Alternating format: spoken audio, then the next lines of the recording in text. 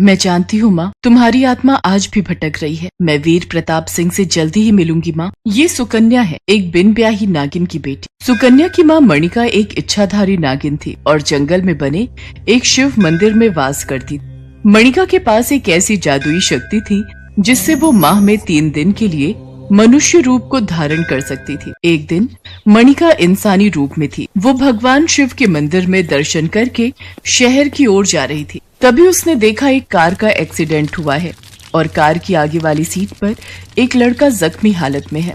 मणिका उस लड़के को गाड़ी से बाहर निकालती है और वहीं एक पेड़ के नीचे लिटाती है। मणिका अपनी शक्ति से लड़के की चोट को ठीक कर देती है। मेरा तो एक्सीडेंट हुआ था, इसका मतलब तुमने मुझे बचाया? हाँ, मैं यहाँ से जा रही थी तो आपको जख्मी हालत में देखा और यहाँ ले आई। तुम्हारा बहुत बहुत शुक्रिया। मेरा नाम वीर प्रताप है और तुम्हारा? मणिका उसे अपना परिचय देती है। वीर प्रताप मणिका के सौंदर्य पर मोहित हो जाता है। वो कई घंटों आपस में बात करते रहते हैं। मणिका, तुम बहुत सुंदर हो। तुमने मेरे दिल में एक अलग जगह बना ली है। एक ही नजर में मुझे तुमसे प्यार हो गया है। मणिका, हाँ ये सच है। ऐसा न कहिए, आप मेरे बारे में कुछ नहीं जानते। मुझे कुछ नहीं जानना, मैं तुम्हारे बिना नहीं रह सकता मणिका। और फिर अगले 2 दिन तक लड़का मणिका के साथ ही रहा। तीसरे दिन मणिका चिंता में थी।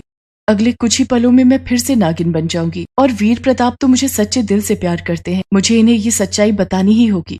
मणिका वीर प्रताप को सच्चाई बताती है, जिसे सुनकर वीर प्रताप घबरा जाता है। ये तुम क्या कह रही हो? तुम एक नागिन हो? नहीं, ये सच नहीं है। ऐसा नहीं हो सकता। मैं एक नागिन से प्यार नहीं कर सकता। दूर हटो, मेरे पास मत आना। ऐसा मत कहिए। पिछले 3 दिन मैं आपके साथ रही हूँ। मैंने आपको अपना सब कुछ माना है। मुझे ऐसे छोड़कर मत जाइए। वीर प्रताप ने मणिका की कोई बात नहीं सुनी और वो उसे छोड़कर चला गया। मणिका नागिन बन चुकी थी। कई बार मणिका ने वीर प्रताप से बात करने की कोशिश की, पर वीर प्रताप ने अपने घर के बाहर सपेरे खड़े कर दिए ताकि मणिका वीर प्रताप से बात न कर सके। और एक दिन वीर प्रताप ने सरिता नाम की एक लड़की से शादी कर दी। एक दिन वो और सरिता दोनों घूमने गए हुए थे। सुनो, आप बैठो, मैं जरा आती हूँ। जल्दी आना। मणिका इंसानी रूप में वीर प्रताप के पास आई। तुम यहाँ से चली जाओ, वरना मैं घाट को बुलाकर तुम्हें यहाँ से धक्के मारकर बाहर निकलवा दूंगा। मुझे बस आपसे कुछ ही देर बात करनी है, फिर मैं आपके पास कभी नहीं आऊंगी। बस आप एक बार मेरी बात सुन लो। मुझे कुछ नहीं सुनना। अगर तुम अपनी जान बचाना चाहती हो तो यहाँ से तुरंत चली जाओ, वरना। मैं गर्भवती हूँ। मैं बिन ब्याही माँ बनने वाली हूँ। ये आने वाला बच्चा मेरी और आपके प्यार की निशानी है। मैं चाहती हूँ इस बच्चे को आप अपना लेना। एक नागिन के बच्चे को मैं अपना नाम कभी नहीं दूंगा। ये तुम्हारा बच्चा है, इसे मारो या पैदा करो, ये तुम्हारे हाथ में है।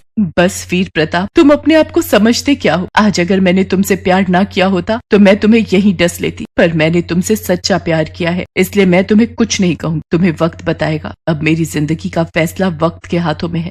मैं जा रही हूँ वीर प्रताप, कभी न लौटने के लिए, पर एक न एक दिन तुम्हें अपनी भूल का एहसास जरूर होगा।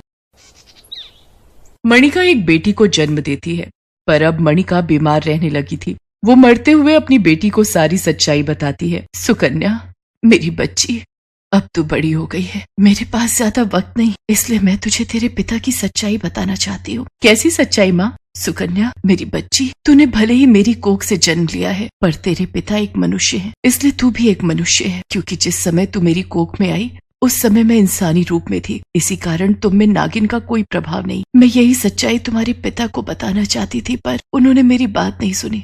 मैं चाहती हूँ मेरे मरने के बाद तुम अपने पिता से मिलो। वो जिस दिन तुम्हें अपनी बेटी मान लेंगे, मेरी आत्मा को उसी दिन शांति मिलेगी। माँ, मैं आज ही वीर प्रताप का पता लगाती हूँ कि उस शहर को वीर प्रताप ने बहुत पहले ही छोड़ दिया था।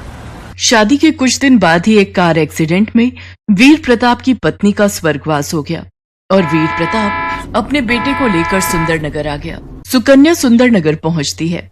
एक घर की ढलान पर एक व्यक्ति व्हीलचेयर पर गिरने वाला था। अचानक सुकन्या अपने हाथों से उसे रोकती है।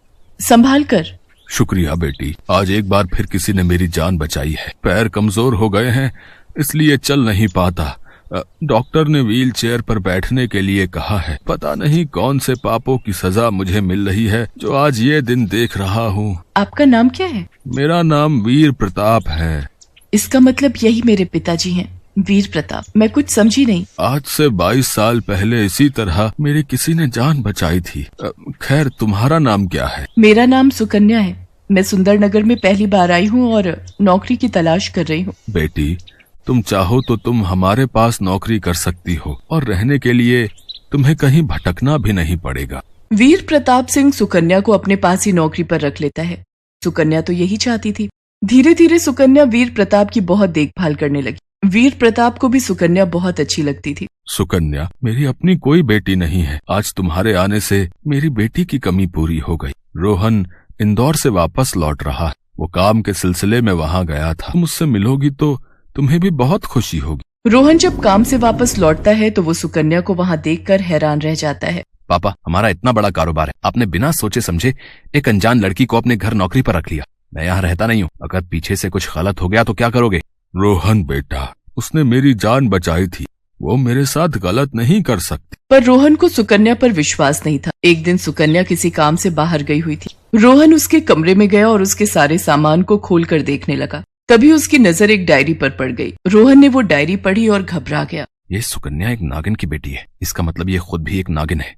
मुझे ये बात पापा को बतानी ही होगी। पापा को अगर बताया तो इसे पता चल जाएगा। मैं चुपचाप ही ऐसा कुछ करता हूँ जिससे ये यहाँ से चली जाए। रोहन कुछ सपेरों को घर पर बुलाता है और सपेरे बीन बजाने लगते हैं। क्या बात है रोहन बेटा, तुमने इन सपेरों को क्यों बुलाया है? हमारे घर में तो कोई सांप नहीं है। पापा, हमारे घर में सांप है। ये सुकन्या एक नागिन है, ये नागिन की बेटी है। मैंने इसका झूठ पकड़ लिया है। मैंने इसकी डायरी पढ़ी है, उसमें लिखा है कि ये मणिका नाम की बिन ब्याही नागिन माँ की बेटी है। न जाने किस गंदे इंसान का खून इसकी रगों में दौड़ रहा है। बस राहुल, बहुत बोल लिया। मेरे पिता गंदे इंसान नहीं है, मैं गंदा खून नहीं हूँ। मेरे माता पिता एक दूसरे से प्यार करते थे। हाँ, ये और बात है कि मेरे पिता मेरी माँ को धोखा देकर चले गए, पर मैं गंदे खून की पैदाइश नहीं हूँ और मैं नागिन नहीं हूँ, मैं इंसान हूँ। मेरे पिता एक इंसान है। सुकन्या बिलक बिलक कर रो पड़ती है। तभी वीर प्रताप अपनी व्हीलचेयर से चलता हुआ सुकन्या के पास आता है और उसके पैरों में गिर जाता है। मुझे माफ कर दे मेरी बच्ची, मुझसे बहुत बड़ी भूल हो गई। रोहन, जिसे तू गंदा खून कह रहा है वो तेरी बहन है, वो मेरी बेटी है, मेरी सुकन्या बेटी। मैं इसका पिता हूँ। इतना सुनते ही सुकन्या अपने पिता के गले लग जाती है। रोहन को सारी सच्चाई पता चल जाती है। तभी मणिका की आत्मा प्रकट होती है। सुकन्या, आज मेरी आत्मा को शांति मिली है। तू अपने पिता से मिली, मेरी बेटी को पिता का नाम मिल गया। तू अपने पिता और भाई के साथ हमेशा खुश रहना मेरी बच्ची, मेरा आशीर्वाद हमेशा तेरे साथ है। और उस दिन के बाद सुकन्या वीर प्रताप और रोहन की लाडली बन गई। उसे पिता और भाई का प्यार मिला।